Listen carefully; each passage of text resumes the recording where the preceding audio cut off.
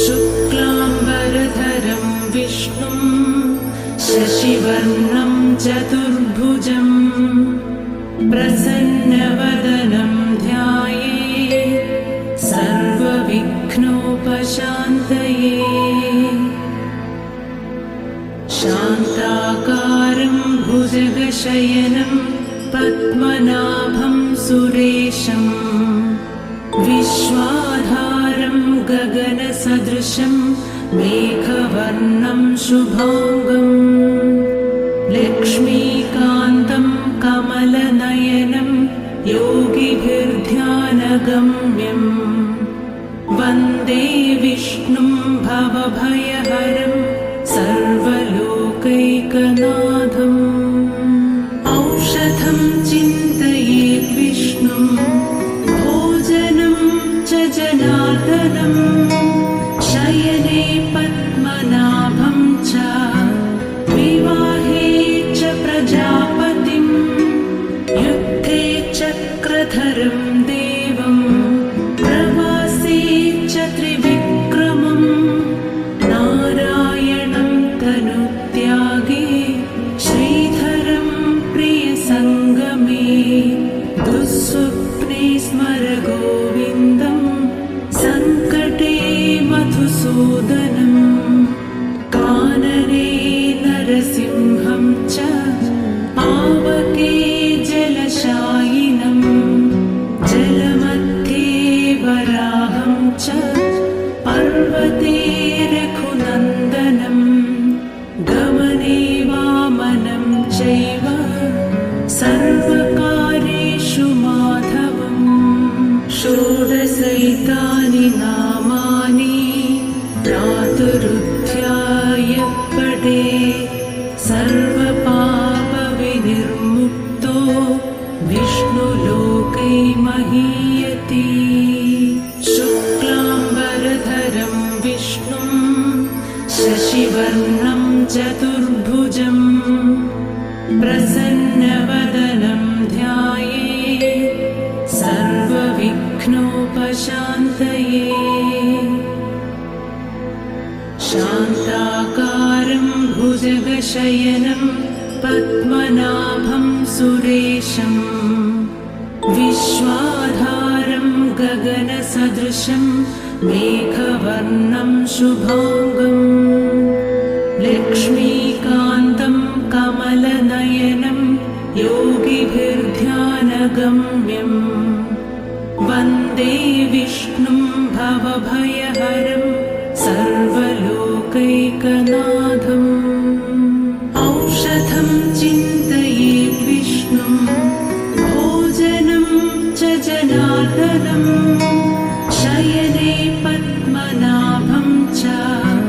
विवाहे च प्रजापतिं युद्धे चक्रधरं देवं प्रवासे च त्रिविक्रमं नारायणं तनुत्यागे श्रीधरं प्रियसङ्गमे दुःस्वप्ने स्मर गोविन्दं सङ्कटे मधुसूदनं कानने नरसिंहं च पावके जलशायिनं जलमध्ये वराहं च पर्वते रघुनन्दनं गमने वामनं चैव सर्वकार्येषु माधवम्। षोडशैतानि नामानि प्रातरुत्थाय पठेत् सर्वपापविनिर्मुक्तो विष्णुलोकै महीयते। शुक्लाम्बरधरं विष्णुं शशिवर्णं चतुर्भुजं प्रसन्नवदनं ध्यायेत् सर्वविघ्नोपशान्तये। शान्ताकारं भुजगशयनं पद्मनाभं सुरेशं विश्वाधारं गगनसदृशं मेघवर्णं शुभांगं लक्ष्मीकान्तं कमलनयनं योगिभिर्ध्यानगम्यं वन्दे विष्णुं भवभयहरं सर्वलोकैकनाथम् औषधं चिन्तयेत् विष्णुं भोजनं च जनार्दनं शयने पद्मनाभं च विवाहे च प्रजापतिं युद्धे चक्रधरं देवं प्रवासे च त्रिविक्रमं नारायणं तनुत्यागे श्रीधरं प्रियसङ्गमे दुःस्वप्ने स्मर गोविन्दं सङ्कटे मधुसूदनं कानने नरसिंहं च पावके जलशायिनं जलमध्ये वराहं च पर्वते रघुनन्दनं गमने वामनं चैव सर्वकार्येषु माधवम् षोडशैतानि नामानि प्रातरुत्थाय पठे सर्वपापविनिर्मुक्तो विष्णुलोकै महीयते शुक्लाम्बरधरं विष्णुं शशिवर्णं चतुर्भुजं प्रसन्नवदनं ध्यायेत् सर्वविघ्नोपशान्तये शान्ताकारं भुजगशयनं पद्मनाभं सुरेशं विश्वाधारं गगनसदृशं मेघवर्णं शुभाङ्गं लक्ष्मीकान्तं कमलनयनं योगिभिर्ध्यानगम्यं वन्दे विष्णुं भवभयहरं सर्वलोकैकनाथम् औषधं चिन्तयेत् विष्णुं भोजनं च जनार्दनं शयने पद्मनाभं च विवाहे च प्रजापतिं युद्धे चक्रधरं देवं प्रवासे च त्रिविक्रमं नारायणं तनुत्यागे श्रीधरं प्रियसङ्गमे दुःस्वप्ने स्मर गोविन्दं सङ्कटे मधुसूदनं कानने नरसिंहं च पावके जलशायिनं जलमध्ये वराहं च पर्वते रघुनन्दनं गमने वामनं चैव सर्वकार्येषु माधवम् षोडशैतानि नामानि प्रातरुत्थाय पठे सर्वपापविनिर्मुक्तो विष्णुलोकै महीयते शुक्लाम्बरधरं विष्णुं शशिवर्णं चतुर्भुजं प्रसन्नवदनं ध्यायेत् सर्वविघ्नोपशान्तये शान्ताकारं भुजगशयनं पद्मनाभं सुरेशं विश्वाधारं गगनसदृशं मेघवर्णं शुभाङ्गं लक्ष्मीकान्तं कमलनयनं योगिभिर्ध्यानगम्यं वन्दे विष्णुं भवभयहरं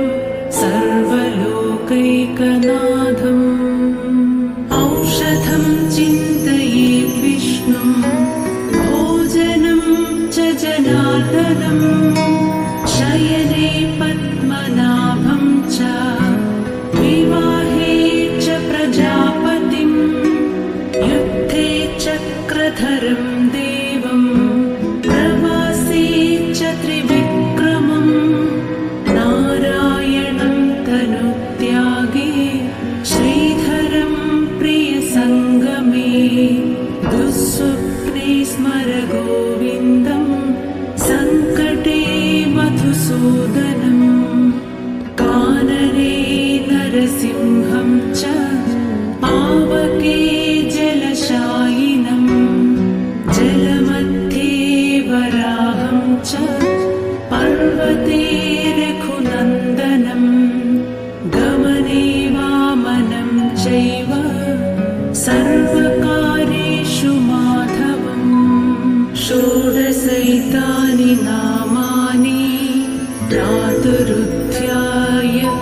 पठे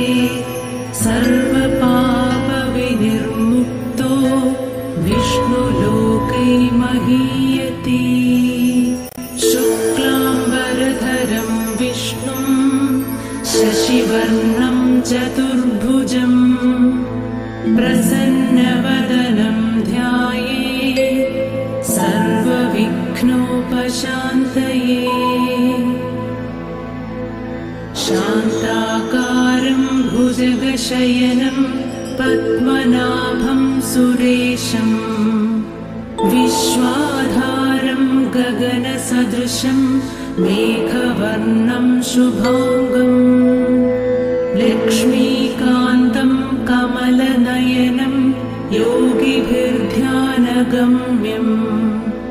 वन्दे विष्णुं भवभयहरं सर्वलोकैकनाथम्। औषधं चिन्तयेत् विष्णुं भोजनं च जनार्दनं शयने पद्मनाभं च विवाहे च प्रजापतिं युद्धे चक्रधरं देवं प्रवासे च त्रिविक्रमं नारायणं तनुत्यागे श्रीधरं प्रियसङ्गमे दुःस्वप्ने स्मर गोविन्दं सङ्कटे मधुसूदनं कानने नरसिंहं च पावके जलशायिनं जलमध्ये वराहं च पर्वते रघुनन्दनं गमने वामनं चैव सर्वकार्येषु माधवम्। षोडशैतानि नामानि प्रातरुत्थाय पठे सर्वपापविनिर्मुक्तो विष्णुलोकै महीयते। शुक्लाम्बरधरं विष्णुं शशिवर्णं चतुर्भुजं प्रसन्नवदनं ध्यायेत् सर्वविघ्नोपशान्तये। शान्ताकारं भुजगशयनं पद्मनाभं सुरेशं विश्वाधारं गगनसदृशं मेघवर्णं शुभाङ्गं लक्ष्मीकान्तं कमलनयनं योगिभिर्ध्यानगम्यं वन्दे विष्णुं भवभयहरं सर्वलोकैकनाथम्। औषधं चिन्तयेत् विष्णुं भोजनं च जनार्दनं शयने पद्मनाभं च विवाहे च प्रजापतिं युद्धे चक्रधरं देवं प्रवासे च त्रिविक्रमं नारायणं तनुत्यागे श्रीधरं प्रियसङ्गमे दुःस्वप्ने स्मर गोविन्दं सङ्कटे मधुसूदनं कानने नरसिंहं च पावके जलशायिनं जलमध्ये वराहं च पर्वते रघुनन्दनं गमने वामनं चैव सर्वकार्येषु माधवम्। षोडशैतानि नामानि प्रातरुत्थाय पठे सर्वपापविनिर्मुक्तो विष्णुलोकै महीयते। शुक्लाम्बरधरं विष्णुं शशिवर्णं चतुर्भुजं प्रसन्नवदनं ध्यायेत् सर्वविघ्नोपशान्तये। शान्ताकारं भुजगशयनं पद्मनाभं सुरेशम् विश्वाधारं गगनसदृशं मेघवर्णं शुभाङ्गम् लक्ष्मीकान्तं कमलनयनं योगिभिर्ध्यानगम्यम् वन्दे विष्णुं भवभयहरं सर्वलोकैकनाथम् औषधं चिन्तयेत् विष्णुं भोजनं च जनार्दनं शयने पद्मनाभं च विवाहे च प्रजापतिं युद्धे चक्रधरं देवं प्रवासे च त्रिविक्रमं नारायणं तनुत्यागे श्रीधरं प्रियसङ्गमे दुःस्वप्ने स्मर गोविन्दं सङ्कटे मधुसूदनम् कानने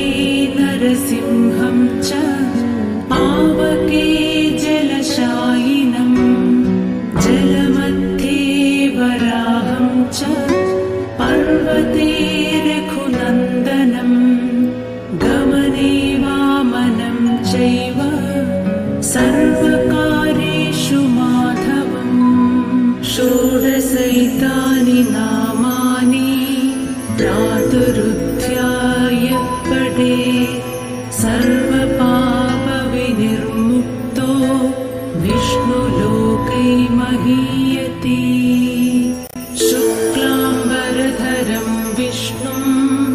शशिवर्णं चतुर्भुजं प्रसन्नवदनं ध्यायेत् सर्वविघ्नोपशान्तये शान्ताकारं भुजगशयनं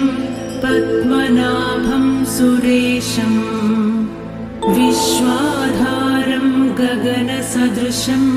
मेघवर्णं शुभाङ्गम्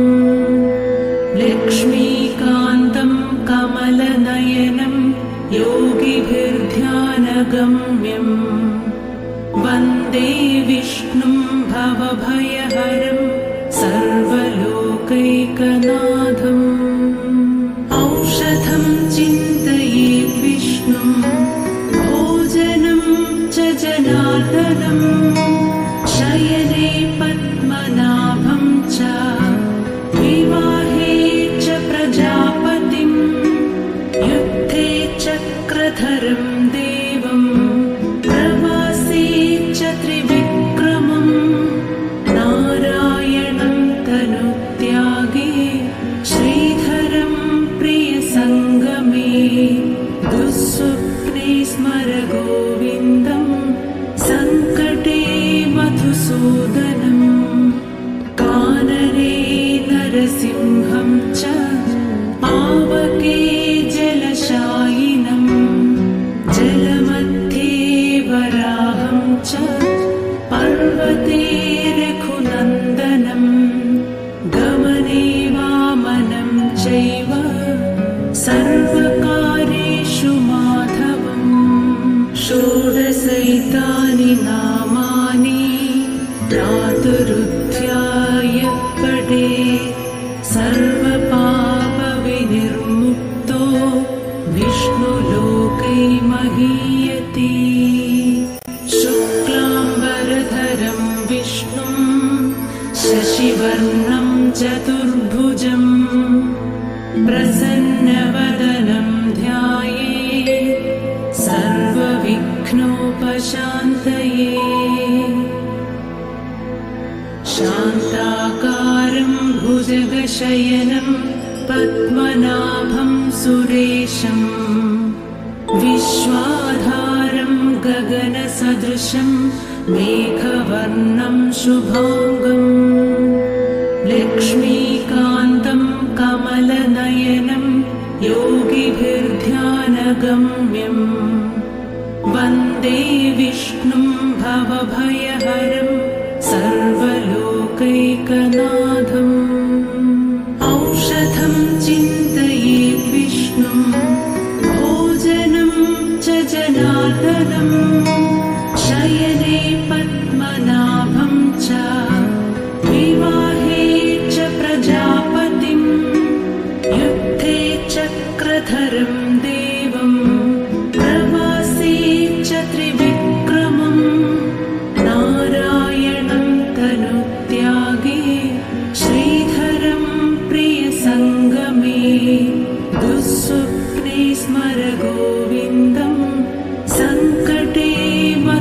मधुसूदनम्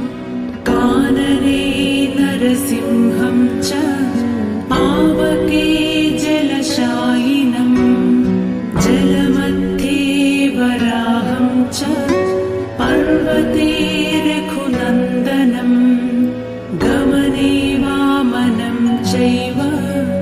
सर्वकार्येषु माधवम् षोडशैतानि नामानि प्रातरुत्थाय पठे सर्वपापविनिर्मुक्तो विष्णुलोकै महीयते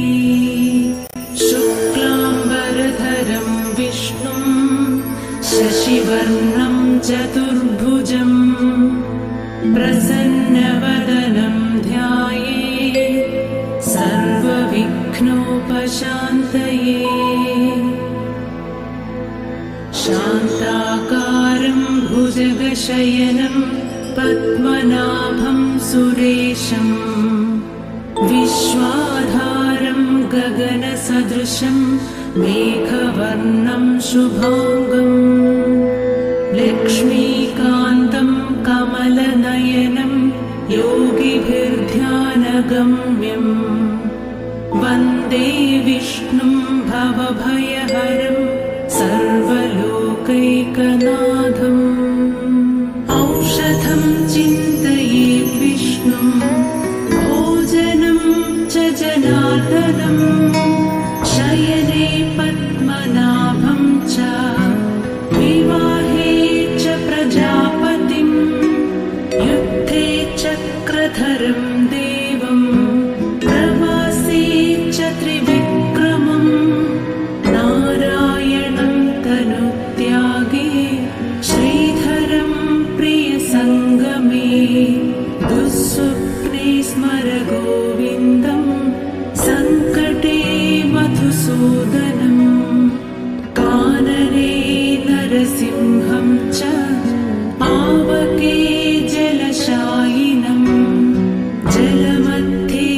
वराहं च पर्वते रघुनन्दनम् गमने वामनं चैव सर्वकार्येषु माधवम्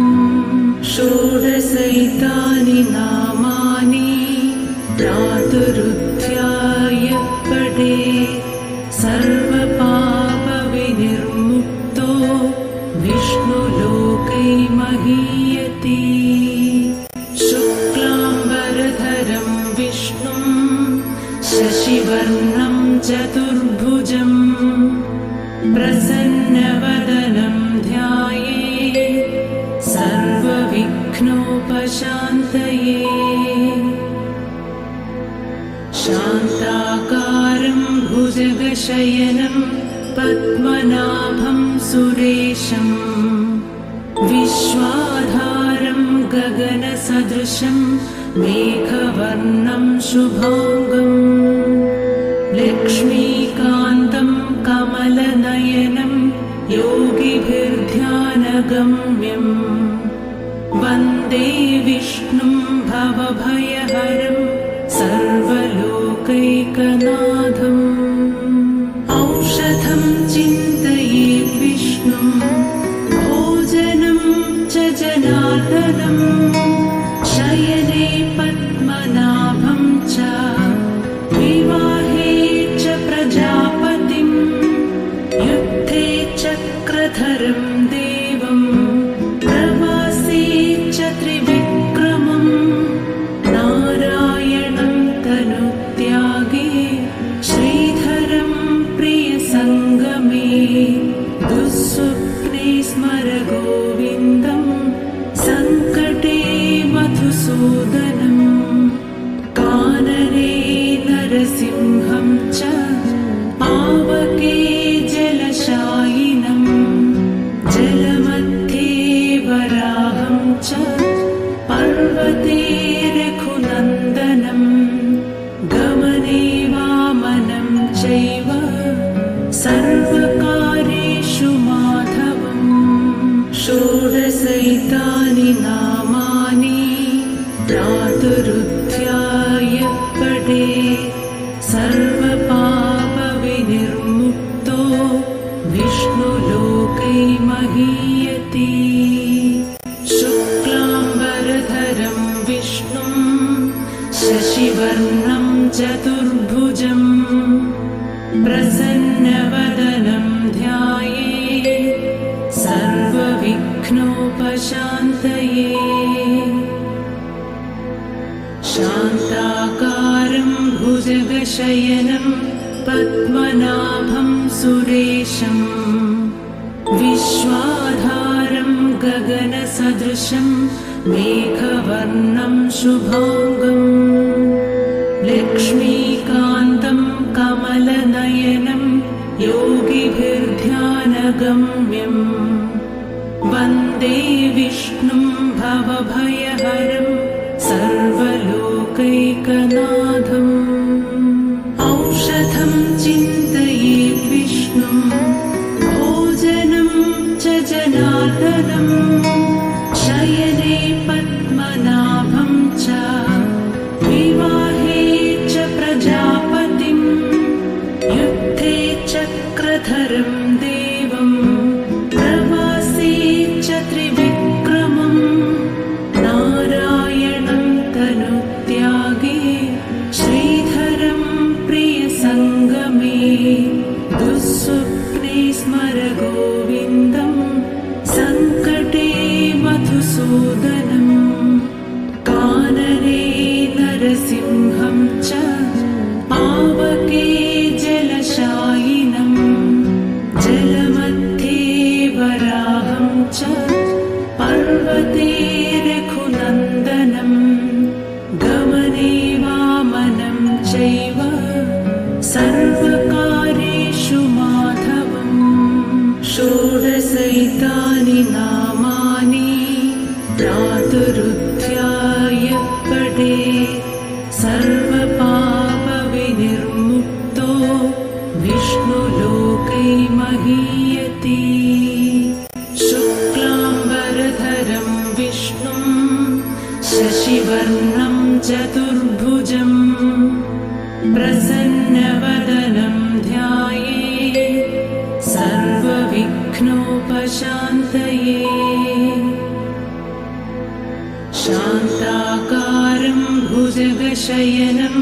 पद्मनाभं सुरेशं विश्वाधारं गगनसदृशं मेघवर्णं शुभाङ्गं लक्ष्मीकान्तं कमलनयनं योगिभिर्ध्यानगम्यं वन्दे विष्णुं भवभयहरं सर्वलोकैकनाथम्। औषधं चिन्तयेत् विष्णुं भोजनं च जनार्दनं शयने पद्मनाभं च विवाहे च प्रजापतिं युद्धे चक्रधरं देवं प्रवासे च त्रिविक्रमं नारायणं तनुत्यागे श्रीधरं प्रियसङ्गमे दुःस्वप्ने स्मर गोविन्दं सङ्कटे मधुसूदनं कानने नरसिंहं च पावके जलशायिनं जलमध्ये वराहं च पर्वते रघुनन्दनं गमने वामनं चैव सर्वकार्येषु माधवम्। षोडशैतानि नामानि प्रातरुत्थाय पठेत् सर्वपापविनिर्मुक्तो विष्णुलोकै महीयते। शुक्लाम्बरधरं विष्णुं शशिवर्णं चतुर्भुजं प्रसन्नवदनं ध्यायेत् सर्वविघ्नोपशान्तये। शान्ताकारं भुजगशयनं पद्मनाभं सुरेशम् विश्वाधारं गगनसदृशं मेघवर्णं शुभाङ्गम् लक्ष्मीकान्तं कमलनयनं योगिभिर्ध्यानगम्यम् वन्दे विष्णुं भवभयहरं सर्वलोकैकनाथम् औषधं चिन्तयेत् विष्णुं भोजनं च जनार्दनं शयने पद्मनाभं च विवाहे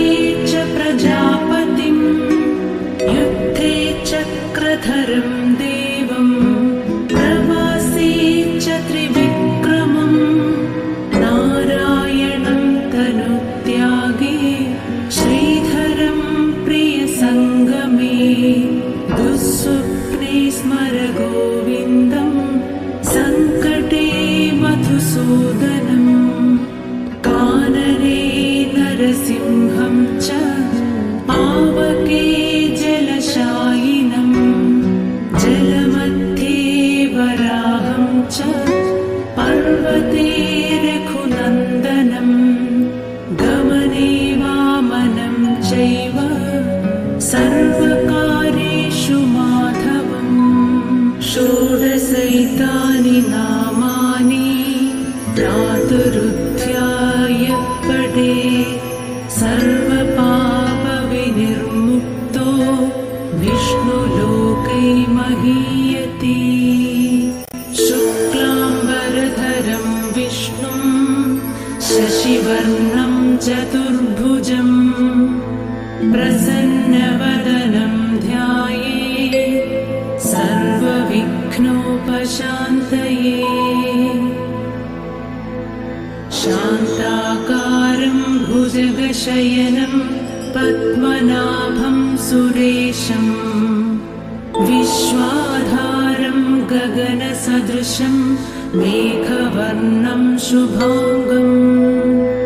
लक्ष्मीकान्तं कमलनयनं योगिभिर्ध्यानगम्यम् वन्दे विष्णुं भवभयहरं सर्वलोकैकनाथम्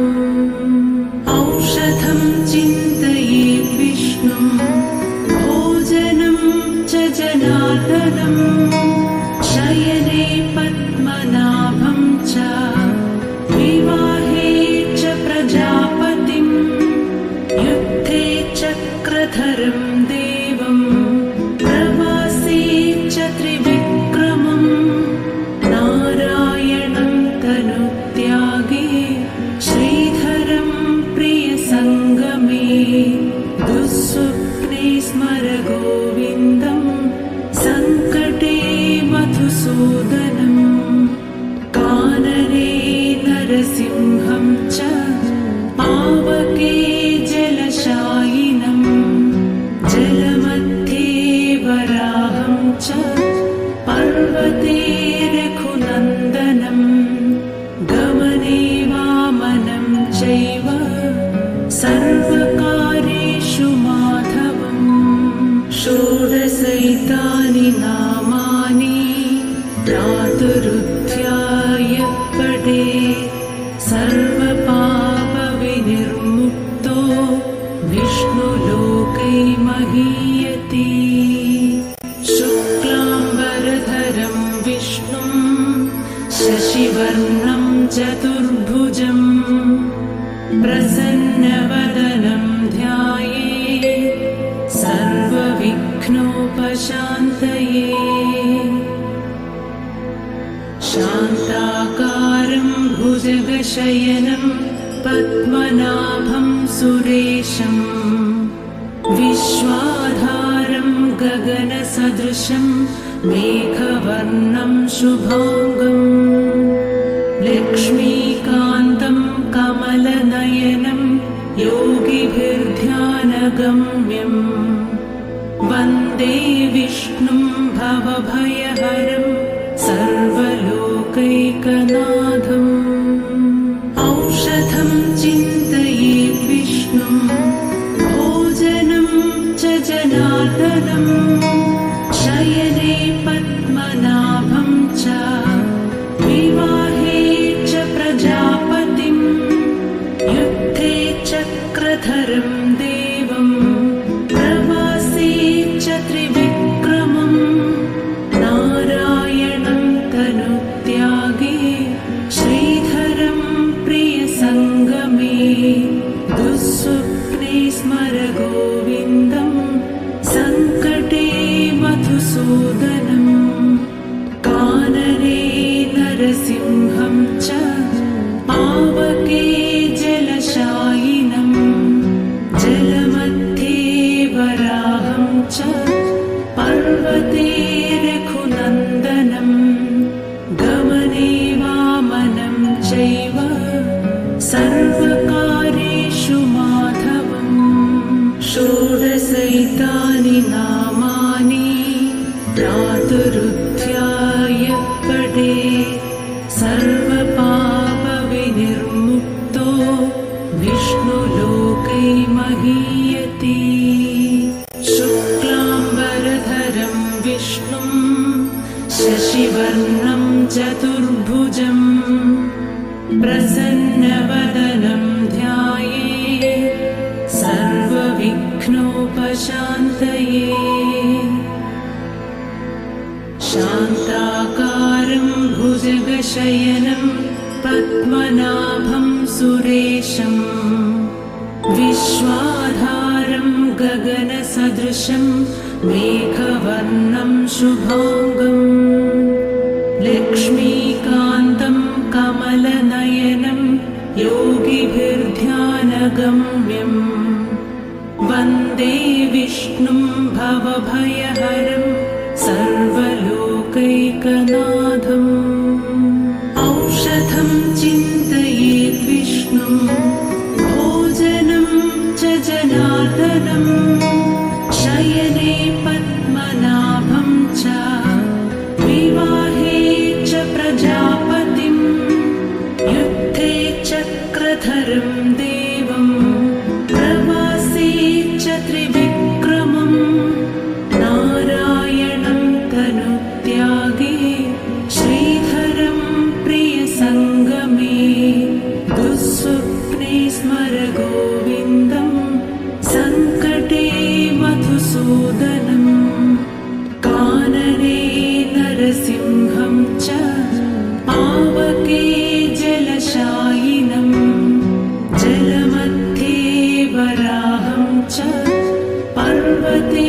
रघुनन्दनं गमने वामनं चैव सर्वकार्येषु माधवम् षोडशैतानि नामानि प्रातरुत्थाय पठे सर्वपापविनिर्मुक्तो विष्णुलोकै महीयते शुक्लाम्बरधरं विष्णुं शशिवर्णं चतुर्भुजं प्रसन्न